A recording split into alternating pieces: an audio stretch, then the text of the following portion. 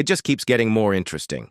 We've got the latest voter registration numbers, and Democrats have every reason to be concerned. Ready for this? Pennsylvania Republicans are now only about 50,000 registrations away from officially flipping the Keystone State from blue to red, and it's happening faster than expected. Here's the key. Pennsylvania historically votes to the right of its registration numbers, especially compared to its Democratic registration totals, often by hundreds of thousands of votes. Trump carried Pennsylvania in 2016 when Democrats had a 900,000 registration advantage. At this time last year, that lead had dropped to 350,000. Today, it's just over 49,000 active voters, a 96% decrease in less than 2 decades, and it's still moving. Since January 2025, Republicans have made gains while Democrats continue to lose voters at record speed. Pennsylvania GOP Chairman Greg Rothman called the shift unprecedented, and he's right. This is a full-scale political realignment in a state Democrats assumed was secure for the last 30 years. They've relied on Pennsylvania for decades, and now it's slipping away. Looking at the weekly data over the past 3 months, Republicans have outperformed Democrats almost every single week, except for 2, one in early July and another at the end.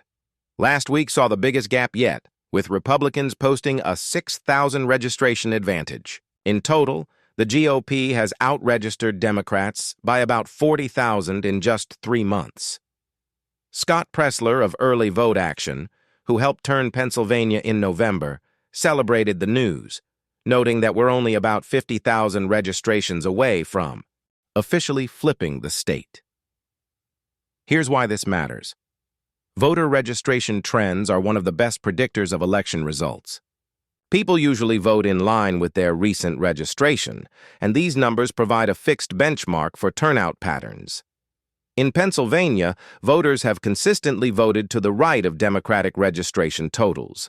If Democrats are ahead by only 50,000, history suggests they're in serious trouble because results usually tilt hundreds of thousands to the right of that margin. For context, Biden's 2020 win in Pennsylvania by roughly 80,000 votes came when Democrats had a 550,000 registration advantage. With today's numbers, Pennsylvania already looks firmly red. To understand what's driving this, we need to look at Philadelphia. Credit to Jack from Red Eagle Politics, who's calling it the Democrats' Philly problem. One city's demographic shift could effectively shut Democrats out of the White House for years. Back in 2012, Obama beat Romney in Philadelphia by about 500,000 votes, showcasing the kind of urban dominance Democrats have long relied on. But by 2024, Kamala Harris's margin dropped to 424,000, while Trump gained 36,000 votes and Harris lost 40,000. That's a 100,000 vote swing in the GOP's favor in just one cycle.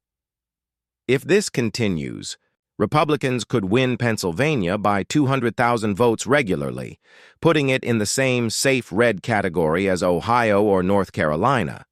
Like Ohio, once a swing state that went for Bush twice, then Obama twice, before shifting solidly red, Pennsylvania appears to be following the same path.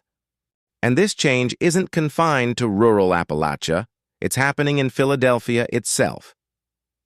Why? The Trumpification of the Republican Party has driven one of the most significant political shifts in decades.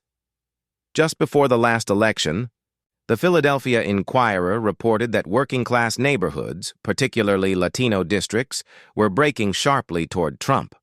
This trend was already visible in 2020, when Biden underperformed Hillary Clinton in 41 of Philadelphia's 66 wards. Election analyst Seth Castell notes that 64 of Pennsylvania's 67 counties have moved right since 2020. The Democratic registration advantage fell from over 500,000 in 2020 to about 250,000 in 2024, a loss of more than 200,000 Democrats in just 4 years. Because Pennsylvania votes to the right of its Democratic registration numbers, this shift is critical. Biden's narrow 2020 win came with a 7.5-point Democratic edge. For Kamala Harris to win Pennsylvania, Democrats would need massive margins in Philadelphia to overcome that trend. But as of November, those margins are gone. The reason, a growing working-class coalition, white and non-white, is aligning with the populist Republican platform.